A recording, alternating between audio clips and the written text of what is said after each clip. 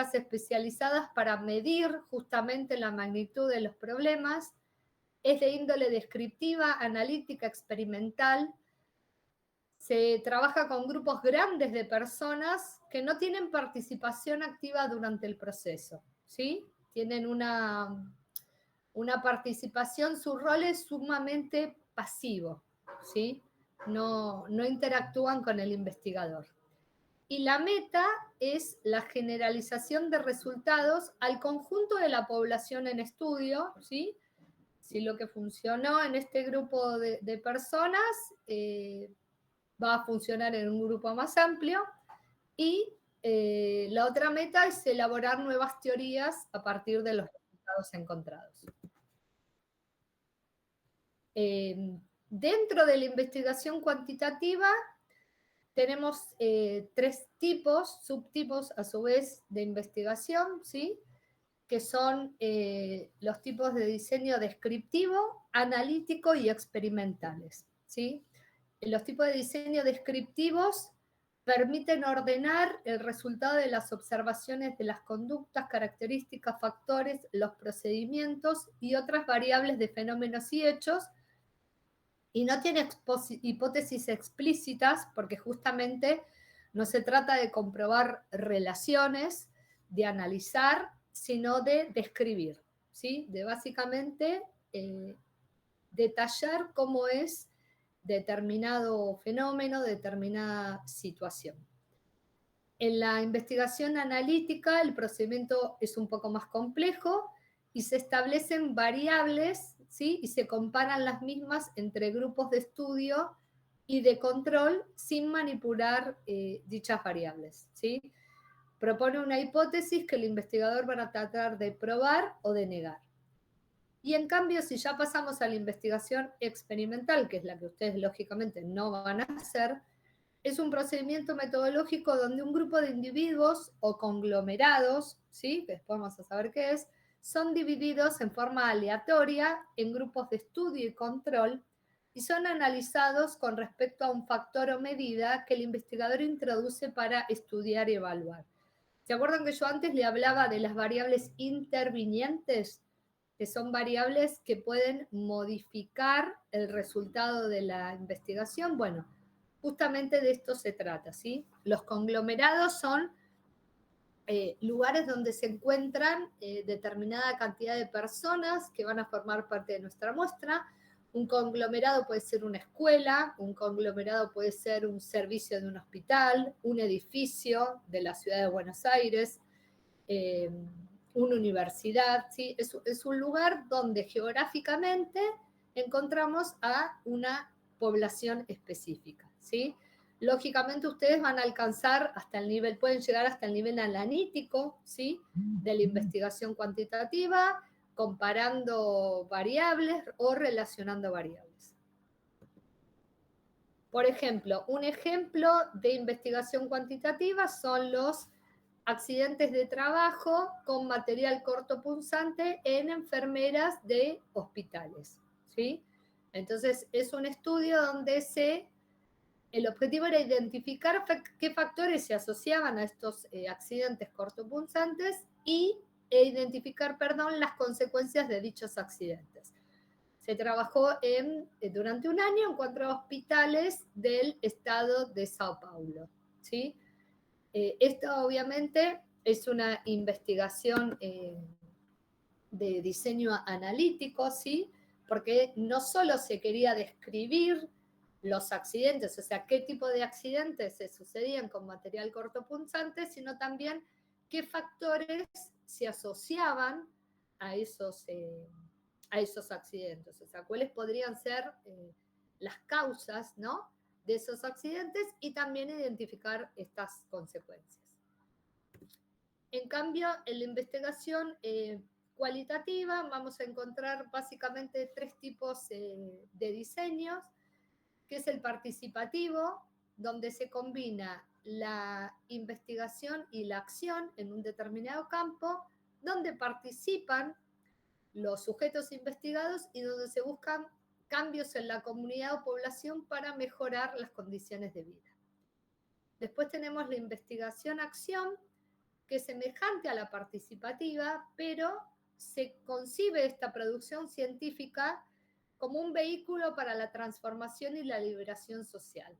Y no solo se logran cambios en la calidad de vida, en las condiciones de vida de los sujetos investigados, sino también se logran transformaciones ideológicas y políticas, ¿no? Este tipo de línea de acción surgió básicamente en la década de los 60, en la década de los 70, cuando surge todo el concepto de atención primaria de la salud, el ir, en lugar de que la gente se acercara al hospital, que el sistema de salud se acerque a la gente y todo lo que conlleva el trabajo en comunidades vulnerables, barrios precarios, atención primaria, vacunación en las casas, charlas de promoción de la salud en organizaciones sociales, ¿no?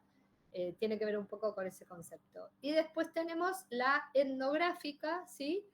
Que estudia los hechos tal como suceden en el contexto, ¿no? Procesos históricos, educativos, cambios socioculturales, funciones y papeles de los miembros de una comunidad. Es como lo que hablábamos antes, ¿no? Cuando se conoce un determinado tipo de comunidad y se quiere analizar un hecho, ¿no?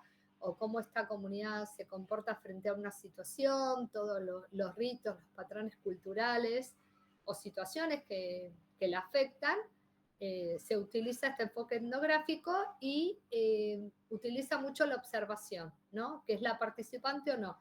Cuando uno observa desde afuera o cuando uno se involucra con esta comunidad y comparte con esta comunidad y observa desde dentro de esta comunidad, ¿sí? Por ejemplo, acá tenemos un ejemplo de un estudio que analizaba las mujeres mapuches, la lactancia y el apego materno, ¿no? Y quería analizar la percepción de las mujeres mapuches en torno a la lactancia y el apego en los primeros años de vida, ¿sí? Como ustedes ven, si ustedes comparan, ¿no? El título, ¿no? Quizás esto no habla de un tiempo, no habla de una localidad geográfica, aunque asumimos que si son mujeres mapuches deben vivir en el sur, o quizás no, pueden ser mujeres mapuches que hayan migrado y vivan en un ámbito urbano, pero que siguen manteniendo las pautas culturales de su lugar de origen, ¿sí? Es como mucho más extenso, ¿no? No está tan estructurado el título. Bueno, las etapas de investigación, en líneas generales, son similares en los dos enfoques, pero cada uno va a tener sus particularidades, como lo vamos a ver más adelante. La primera etapa es la etapa de la planificación, ¿sí? Es como toda actividad que ejecutemos nosotros en nuestra vida, aunque a veces no la hagamos, y así nos salen las cosas, conviene en general mejor planificarla, ¿sí? Pensarla, diseñarla, cómo la vamos a llevar a cabo. La planificación, lógicamente, antecede a la recolección de los datos. Esto también en lo cualitativo. Nosotros tenemos que pensar qué es lo que queremos investigar, en qué población lo queremos hacer y cómo lo vamos a llevar a cabo, ¿sí? Vamos a tener que elaborar un instrumento de recolección, decidir dónde vamos a ir, cuándo vamos a ir, cómo vamos a ir, quiénes vamos a ir y cómo vamos a recolectar la información. Y todo esto hay que explicarlo en el protocolo, ¿sí? El protocolo sería la parte de la tesis donde ustedes explican todo lo que dije antes, cómo lo van a hacer, por qué lo van a hacer, por qué es importante, qué pretenden hacer con esto, ¿sí? Entonces, el protocolo es lo que uno presentaría, ¿no? Si quiere llevar a cabo una investigación ante un comité de ética, ante un comité de investigaciones de un hospital, de una institución. El protocolo es lo que uno presentaría en una convocatoria de proyectos de investigación para conseguir subvención, para ganar un premio para investigar, ¿sí? Hasta ese momento se llama protocolo, ¿sí? explica y detalla cómo se va a llevar a cabo la investigación y por qué es necesario y en qué se basan para sustentar esa investigación, ¿sí? Después tenemos la etapa de la ejecución, ¿sí? Que es cuando finalmente lo llevamos a cabo. Imagínense que es como, yo siempre pongo este ejemplo, ¿no? Como que quieren cocinar una torta, ¿sí? Entonces ustedes están en su casa y dicen, bueno, voy a cocinar una torta. Pero no es que van a la cocina y agarran las cosas y se ponen a cocinar la torta de una.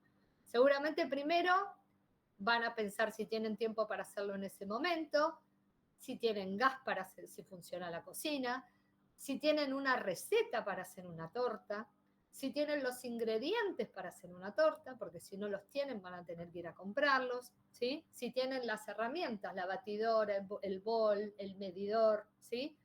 Esa sería la etapa de planificación. La ejecución es cuando ustedes ya tienen todas las herramientas y los elementos y la receta y empiezan a elaborar la torta. ¿Qué van a hacer? Van a recolectar los datos mediante el uso del instrumento que hayan elegido y diseñado para ese fin, van a procesarlos, ¿sí? Van a analizarlos, van a interpretarlos y finalmente van a elaborar recomendaciones y conclusiones.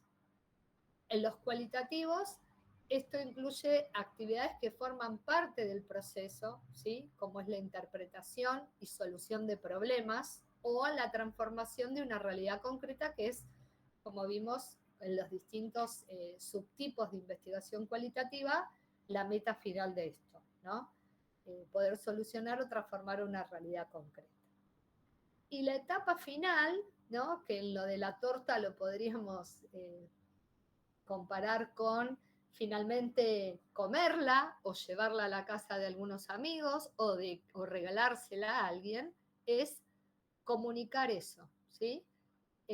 Dar a conocer los resultados, ¿sí? Mostrar la torta, o incluso subir una foto a Instagram de qué linda que nos quedó la torta, ¿sí?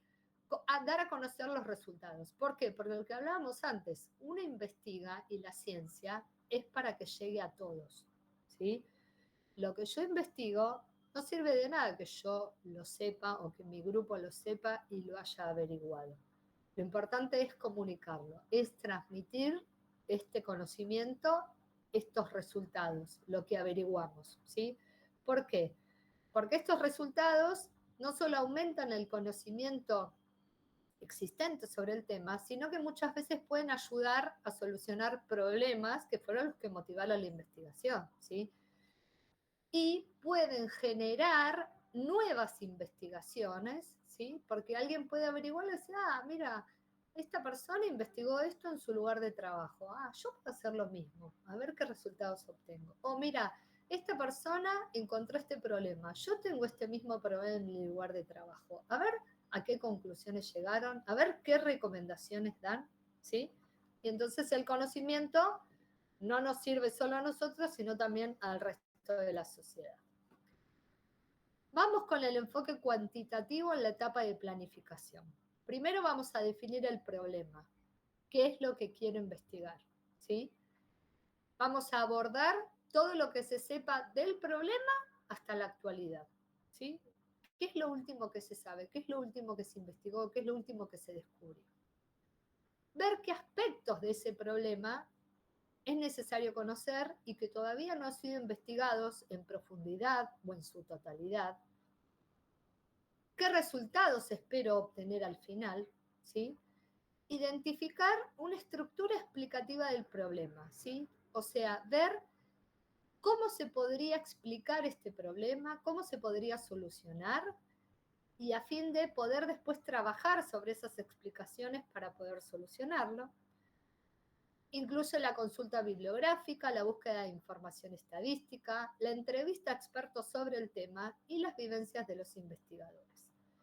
Por ejemplo, hay alumnos que hicieron una investigación sobre el acceso a la salud, creo, la atención de enfermería en personas hipoacúsicas. Entonces encontraron un lugar, una asociación mutual de personas hipoacúsicas y fueron a charlar con el director, no solo para pedirles permiso para hacer la investigación, sino también para indagar su opinión, lógicamente, que es una persona con mucho conocimiento del tema, porque además es hipoacúsica, sobre el tema que ellos querían investigar. Entonces, muchas veces se puede buscar alguna persona de renombre que sea especialista en el tema que yo quiero investigar. Y eso también se puede incluir en el marco teórico. Después vamos a las bases teóricas, ¿sí? ¿En base a qué? Queremos ampliar conocimiento que fundamente la investigación, por qué es importante llevarla a cabo, que eso sería la justificación. Definir la posición del investigador acerca de la relación existente entre el problema y el cuerpo de conocimientos que lo contiene. Construir el marco conceptual o el marco teórico que debe dar una explicación del problema, ¿sí? Las teorías existentes, los conocimientos, las investigaciones previas y otros datos que tengamos disponibles. Y en esto hago una aclaración, y trato de no detenerme mucho más. Por ejemplo, cuando uno hace una investigación en determinada institución, ¿no? Nos pasó con un trabajo sobre el PAMI. No hace falta colocar toda la historia del PAMI desde que se creó el PAMI hasta las intervenciones que puso. O sea, no hace falta 3 hojas de eso. Pueden poner quizás una breve reseña histórica muy cortita, si esa reseña histórica tiene que ver con el problema que ustedes están investigando, ¿sí? Si van a hablar de enfermería, no hace falta que me incluyan 5, 6, 10 páginas sobre la historia de la enfermería. Coloquen los conceptos que realmente sean necesarios para abordar ese tema, ¿sí? Y también las bases teóricas nos sirve como punto de partida para proponer explicaciones de las relaciones, ¿sí? De la hipótesis que tenemos entre los fenómenos, los hechos u otros aspectos que se estén estudiando como son las variables, ¿sí? Muchas veces uno, buscando material, puede elaborar una hipótesis en base a los conceptos que ya se han estudiado.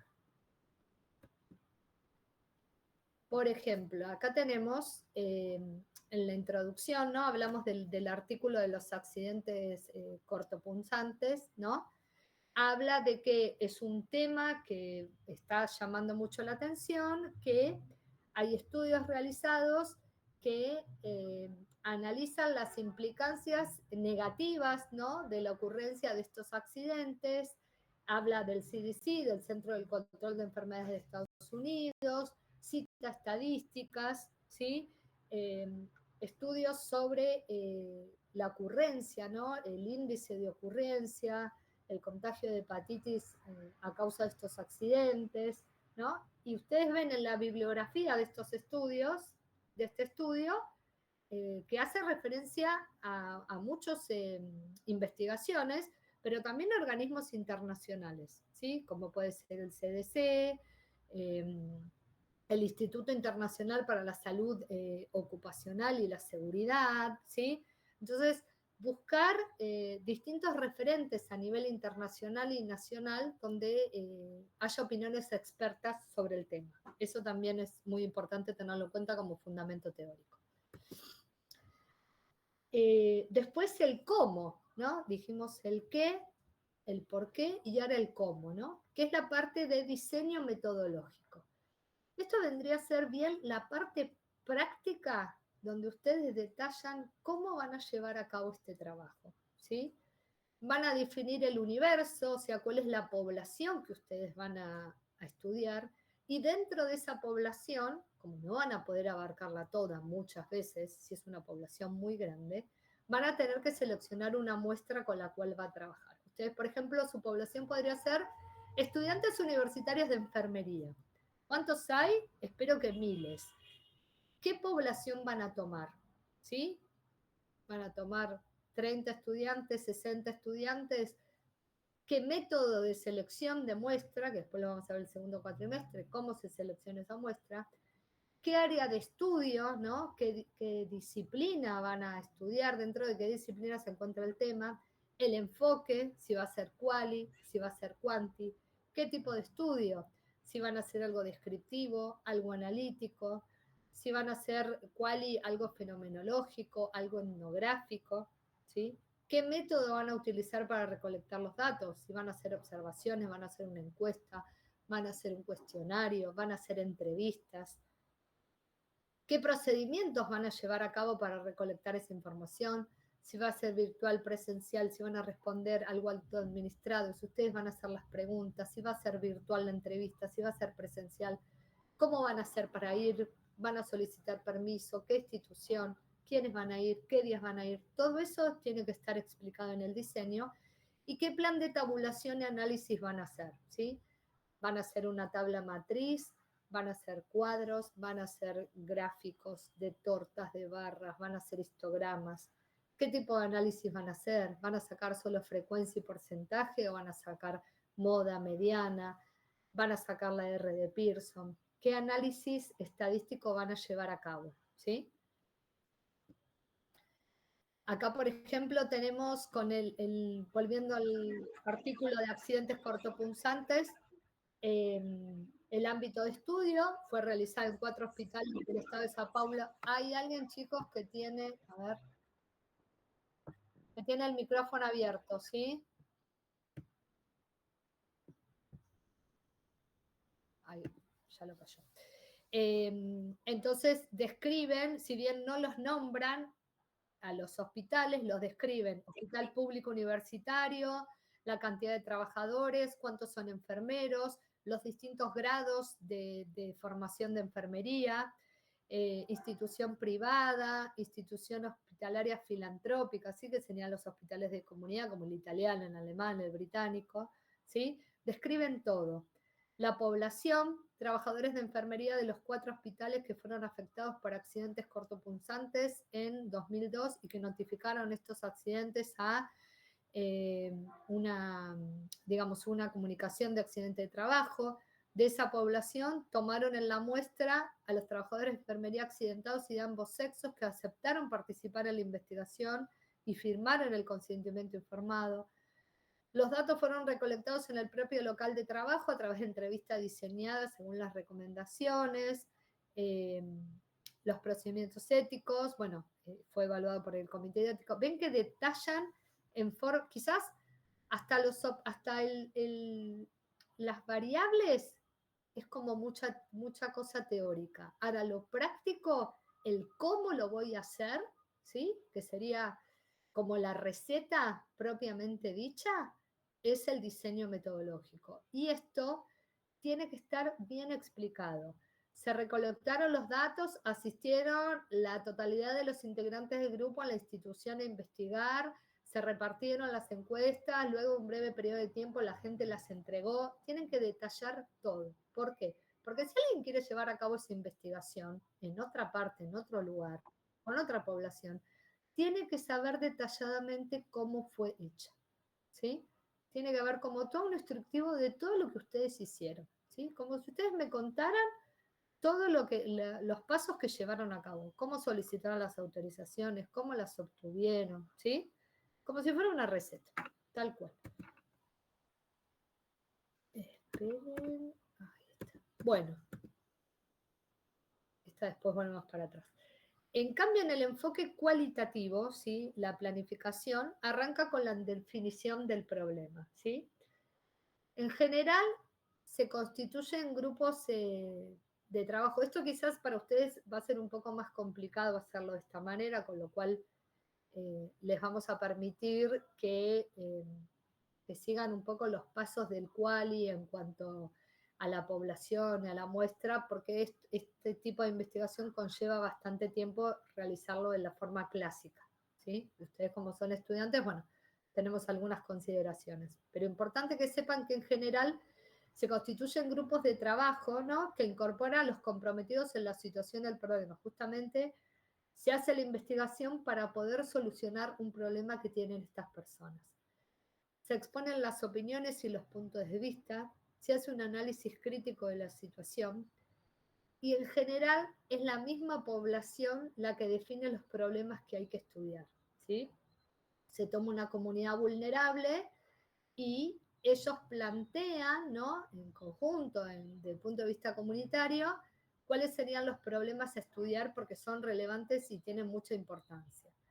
Se definen los objetivos, se plantean preguntas para las que se buscan respuestas y se pueden empezar a formular hipótesis posibles para explicar estas cuestiones, ¿sí? Cómo se podría, cuál sería la causa y cómo se podría solucionar.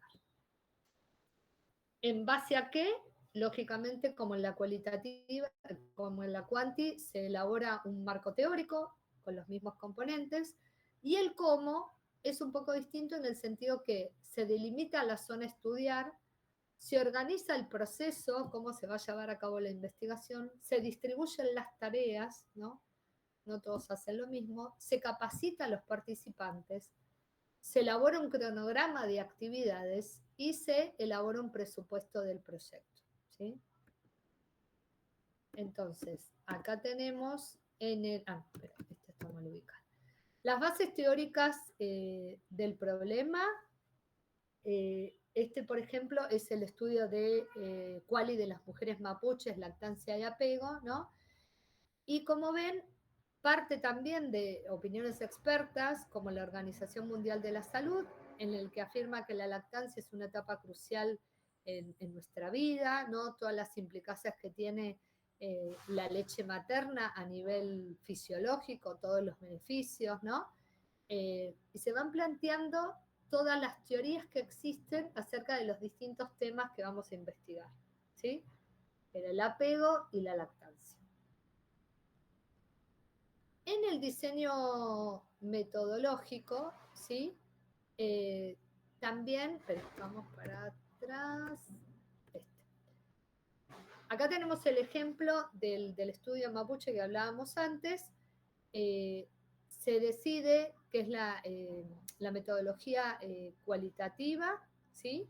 Porque van a hacer entrevistas, preguntas y observación y quieren describir las vivencias para comprender mejor un fenómeno social complejo, ¿sí? Van a usar un muestreo de bola de nieve que implica que ellos contactan a una mujer mapuche, esta mapuche después les hace referencia a otra mujer mapuche y a esta otra mujer mapuche, así como que se pasa de boca en boca a quienes pueden estar interesados en participar de la investigación. Se utiliza un tipo cualitativo fenomenológico, ¿sí? Describir las representaciones subjetivas que emergen en un grupo humano sobre un determinado fenómeno, y se utilizó la teoría fundamentada, ¿sí? Que busca generar teorías que expliquen un fenómeno en su contexto natural. Y después, bueno, lógicamente se convocó a toda esta gente y se le realizaron entrevistas. Bueno, el diseño metodológico básicamente implica estas etapas. Tienen que incluir esto: la población y la muestra, el área de estudio, el tipo de estudio, el método de recolección de datos, los procedimientos para recolectar esa información y el plan de tabulación y análisis que van a utilizar. Y ahora vamos a la otra etapa en la ejecución, en la investigación cuantitativa. Ya diseñamos todo, ya planificamos todo, perdón, vamos a llevarlo a cabo, ¿sí? Primero vamos a recolectar los datos, vamos a utilizar los instrumentos que diseñamos previamente en el diseño metodológico, valga la redundancia, y vamos a tratar de obtener buena información, porque esta información nos va a ayudar a obtener resultados de buena calidad. Vamos a presentar los datos, ¿sí? Los vamos a ordenar, los vamos a tabular, los vamos a clasificar, y por último vamos a elaborar los cuadros y gráficos para poder mostrarlos, ¿sí? Para que se puedan entender, ¿sí? Uno no puede mostrar una tabla matriz llena de números y datos, porque eso sería muy difícil de comprender, ¿sí? Luego vamos a analizar e interpretar, vamos a dar explicaciones y a hacer interpretaciones a la luz de la teoría que tenemos sobre el tema, del conocimiento sobre el problema, y lo vamos a relacionar con los antecedentes y la consulta bibliográfica que hayamos hecho. Y por último, vamos a elaborar conclusiones y recomendaciones, ¿sí? las conclusiones a las que llegamos analizando esos resultados y qué recomendaciones damos en base a dichas conclusiones. Si, por ejemplo, analizamos los hábitos de alimentación de los estudiantes y vemos que no son buenos, que en su mayoría consumen una dieta llena de alimentos ricos en grasa, sodio y sustancias nocivas, ¿qué recomendación podemos hacer para poder revertir esta situación? ¿Sí? Esto en general se incluye en todos los estudios. La presentación de datos. Acá volvemos al estudio de cortopunzantes, entonces vemos una tabla, ¿sí? Donde se volcaron, dividido los 4 hospitales, por ejemplo, los datos personales, ¿sí? Cuántas personas eran de sexo femenino y masculino en cada hospital y cuántas en total, el estado civil de cada una de estas personas en los 4 hospitales y la edad, lo cual también a uno le pueden permitir hacer comparaciones, ¿no? ¿Cuál tenía mayor población femenina, cuál masculina, cuál tenía más personal soltero, casado, separado, cuánta edad, y seguramente deben haber hecho lo mismo con los otros datos, ¿sí? Con la cantidad de accidentes, el tipo de accidente, ¿sí? Entonces ustedes ven que además de la tabla, se elabora un pequeño texto donde se narra en palabras lo que se ve en los gráficos. Y después se siguen analizando otros datos y se escribe un texto donde se analiza lo que se encontró, ¿sí? Por ejemplo, acá encontraron que había una frecuencia más elevada de accidentes entre los ayudantes de enfermería y que la ocurrencia de los accidentes era baja, porque era solo el 2,7% de los trabajadores se accidentaron, ¿sí? Pero también hace pensar esto que en realidad quizás son más los que accidentaron, pero que no lo notificaron, por eso no sabemos que se accidentaron, ¿sí? Porque la literatura, otros estudios demuestran que hay un alto índice de accidentes. Entonces, ¿qué puede haber pasado acá? ¿Por qué hay menos accidentes? ¿Es porque realmente no hubieron o porque no los notificaron? ¿Sí? Después, por ejemplo, habla de que esta subnotificación puede deberse a que en Brasil hay escasez, o había, de datos sistematizados, ¿sí? O sea que no había quizás un sistema muy actualizado para llevar el raconto, el recuento de todos estos accidentes, ¿sí? Después analiza las unidades donde se producen más accidentes, que habla primero de los sectores del piso de cirugía, seguido de quirófano, ¿sí? Pero que habla de que hay accidentes en más o mayor medida, pero casi en todas las unidades del hospital, ¿sí? Después habla de los turnos de trabajo, ¿no? Que en un turno fijo, con un turno fijo de trabajo, la mayor ocurrencia en el turno noche, ¿sí? Trabajaban, la mayoría de los accidentes fueron en trabajadores que no tenían turno fijo, digamos, el tema del horario también puede ser, el esquema de cambio de turnos, ¿no? Gente que va a un turno, después va a otro, el trabajo nocturno puede ser considerado como un factor de perjuicio, ¿no? Lo cual puede hacer la salud mental y física, puede aumentar la probabilidad de ocurrencia de accidentes de trabajo. ¿Ven cómo van hilando todo lo que se va encontrando con la probable explicación, ¿sí? Eso se hace en el análisis. Y después en la elaboración se explica lo que se encontró, ¿sí?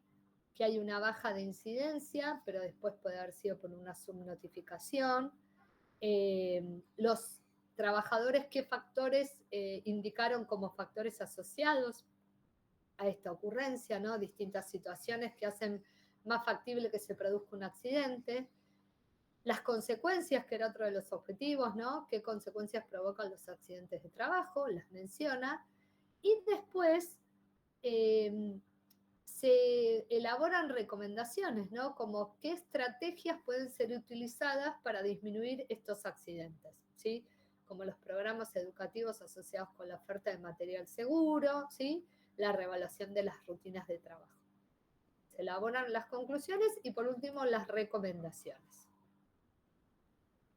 En el cualitativo también se aplican instrumentos diseñados en la metodología y muchas veces, una vez que se recogen los datos, se van reelaborando los objetivos y se van construyendo las hipótesis a partir de los datos que se encuentran, no a priori. Se presentan de una manera interpretativa los datos, la información sobre los fenómenos, para después poder tomar decisiones para los cambios que se habían planteado.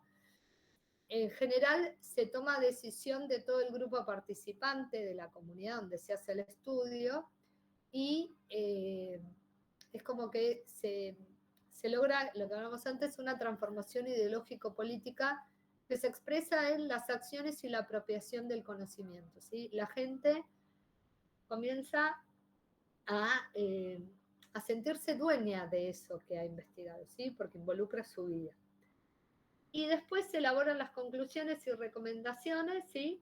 Basados en los resultados, y se plantea y se desarrollan proyectos resultantes de la toma de decisiones de cambios propuestos, ¿sí? Una vez analizado el problema, se piensan y se plantean soluciones para reformarlo o transformarlo.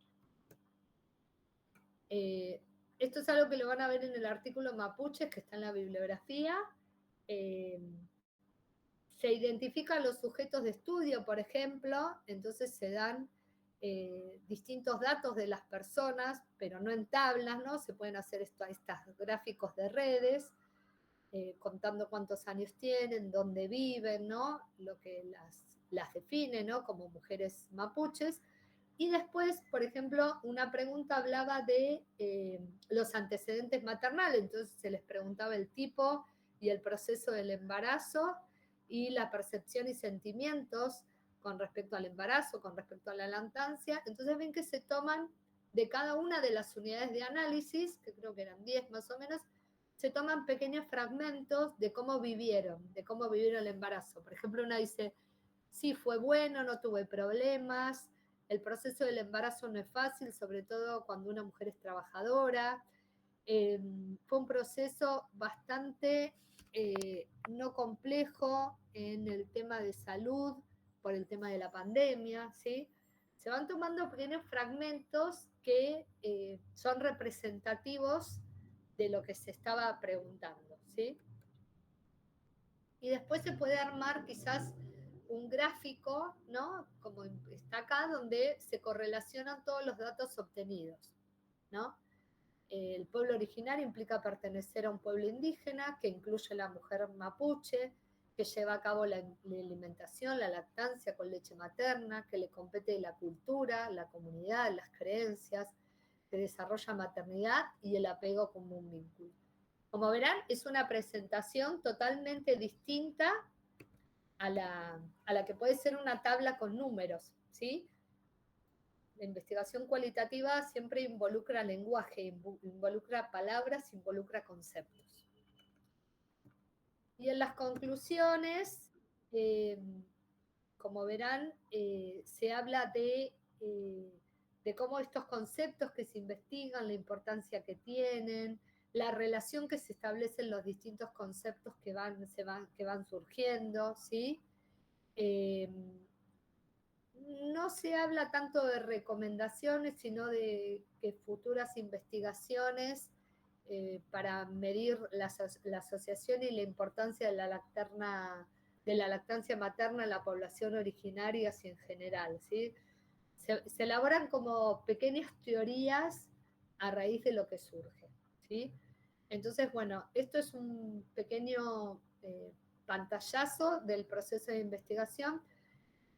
La clase que viene vamos a ver todo lo que tenga que ver con la idea, la pregunta-problema, las hipótesis y las variables, para que ustedes ya puedan ir un poco empezando a elaborar el trabajo, ¿sí? La idea es que ustedes ya más o menos tengan el tema, ya le dijimos la clase pasada, empezar a hacer una búsqueda bibliográfica, porque uno cuanto más lee sobre el tema, más va a poder investigar y va a tener más fundamentos y más herramientas. La clase que viene vamos a ver eso y vamos a ver si ya podemos llegar a darle las herramientas y las pautas para hacer una buena búsqueda bibliográfica, ¿sí? Bueno, y al final me gusta, bueno, terminar con un chiste, ¿no? Que habla de el tema de la falta de presupuesto, ¿no? Entonces, nada, que tiene que ver el buscar el presupuesto del año que viene en investigación en un microscopio. Esto es algo que también nos pasa a nosotros. Saben ustedes que el CONICET básicamente ya no tiene mucho presupuesto para investigar, así que es impresionante cómo siguen llevando a cabo investigaciones con los pocos recursos que tienen a mano. Así que les pedimos, por favor, yo no sé, la última vez que me fijé, Adri, que fue a mitad de la semana pasada, había 11 grupos nomás registrados, con lo cual con 350 alumnos a un promedio de 5 o 6 alumnos por grupo tendremos que tener un mínimo de 70 trabajos, con los cuales vemos que nos falta bastante todavía. Así que les pedimos, por favor, que a la brevedad lo hagan, porque si no se va a demorar un montón el tema de las correcciones. ¿Sí? Así que bueno, nos quedan 10 minutos. Hay gente que levantó la mano. Les hago una pregunta. Cuando habla un alumno, ¿lo escuchan todos o solamente escuchan a los que hablan de su propia... Adri, capaz que vos me podés responder esto. ¿Vos escuchás cuando hablan los alumnos de otra reunión? Nosotros no escuchamos a la otra profesora. Eso mismo iba a decir, tampoco lo escuchamos. Me iba a decir lo mismo también hace rato cuando yo estuve hablando, que usted decía una respuesta que